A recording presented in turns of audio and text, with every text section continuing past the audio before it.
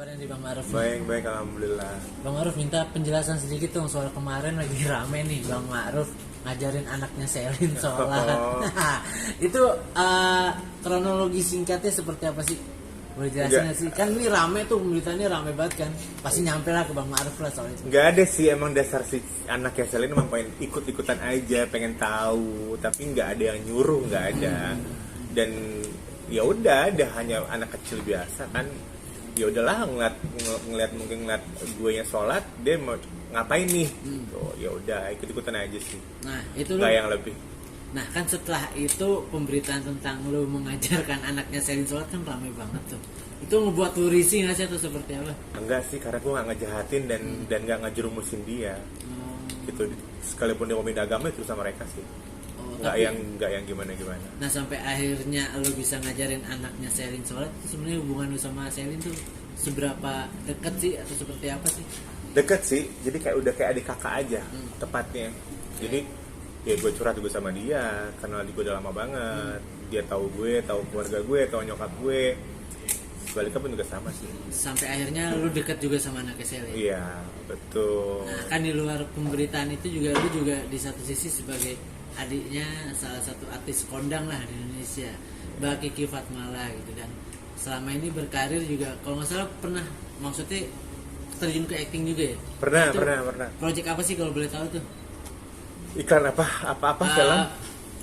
Sinetron kan? FTV nggak lama, sebentar doang sih. Oh sebentar doang. Doang. Terus habis itu lu di entertain karirnya apa lagi selain iklan aja sih. Gue ada beberapa iklan juga, tapi kayaknya tuh udah nggak gue tekunin lagi di bidang itu. Hanya sesekali aja boleh, karena gue juga punya usaha yang gue tekunin sampai sekarang. Sejauh ini gue berkibar, kayaknya income-nya lebih besar perusahaan gue sih daripada yang lain. Kayak gitu. Oke, sebelum masuk situ, selama menjalani hidup gitu, lu merasa seperti apa sih di menjalani karir di bawah bayang-bayang nama besar Mbak Kiki Fatmala tuh seperti apa sih? Emang cuek aja, dan ya udah, kakak is kakak, gue is gue, kayak gitu. Nggak yang gimana gitu, dan nggak ada yang gue kerja, oh gue adanya ini, enggak sih. Ben aja udah tahu sendiri, kalau kita berkeluarga, bersaudara, ya udah, nggak yang harus dipublikasikan atau gimana, enggak sih. Gue nggak ya begitu. Kerja ya, Maruf is Maruf gitu. Tapi Kiki is Kiki. Lu pernah main FTV, terus juga model iklan, model foto juga. Apakah memang lu juga pengen mengikuti jejak karir lu, ngikutin jejak karirnya Mbak Kiki kan untuk menjadi artis gitu? Mau aja, tapi kayaknya harus bener-bener tekunin sebenarnya. Cuma saat ini enggak dulu, karena gue lebih enjoy sama kerjaan gue sekarang. Oke, kalau boleh tahu, di balik semua pemberitaan soal anaknya Selin atau Mbak Kiki gitu, lu tuh sosok siapa sih nih sosok Maruf ini kan banyak banget yang nggak tahu ya. Iya benar. Ya gue Maruf Ashari gitu, dan orang memberitakan gue kayak gimana yang banyak sih itu, tapi enggak gue pernah gubris, gue diemin aja gitulah. Jadi gue adalah Maruf yang enggak yang menekunin di dunia entertainment, hanya sesaat aja, sesekali boleh, karena udah udah enjoy di posisi sekarang sih. Nah, posisi sekarang kerjaan lu tuh apa sih? Gue kontraktor pengadaan barang, lebih ke kontraktor event ya, kayak lebih ke presiden, pemerintahan lah tepatnya. Kayak contoh Mandalika kemarin, PON, Asian Games, sidang sinode Papua, itu gue handle sih. Dan ada beberapa juga kayak Mahkamah Agung, banyak sih. Alhamdulillahnya ya mereka mempercayakan gue yang bukan apa-apa dengan sumber semudah ini. Ya gue thanks God banget sih sebenarnya, dan bangga dengan diri sendiri sebenarnya. Udah berapa lama lu nekunin profesi sebagai kontraktor pengadaan barang ya? Mungkin lebih dari 10 tahun kali ya, 12 tahun mungkin saat ini. Berawal dari pelan ternyata enjoy juga nih. Ya udah, benar-benar gue tekunin banget sih. Selain yang tadi, proyek apa aja sih yang udah lu jalanin gitu? Kan tadi dari pihak pemerintahan lu jalan, dari mana jalan, apa aja sih maksudnya proyek lain yang mungkin membesarkan nama lu di profesi lu saat ini gitu? Proyek yang lain banyak banget, yang swasta pun juga ada. kayak Ciputra. Kayak lucu sih sebenarnya, kayak yang sebenarnya nggak ngerti juga pas meninggal yang punya Ciputra tuh, malah gue yang pengadaan barangnya. Mungkin serius beneran pengadaan barangnya pas di makamnya dia. Gue harus cover itu makam untuk supaya tidak kehujanan gitu. Itu lucu sih, itu pengalaman gue paling lucu. Gue harus bikin konstruksi di dalam makam, di atas makam. Udah seru beneran deh, itu serem banget lagi malam-malam. Serius itu sih. Banyak juga yang bukan pemerintah aja, swasta juga ada.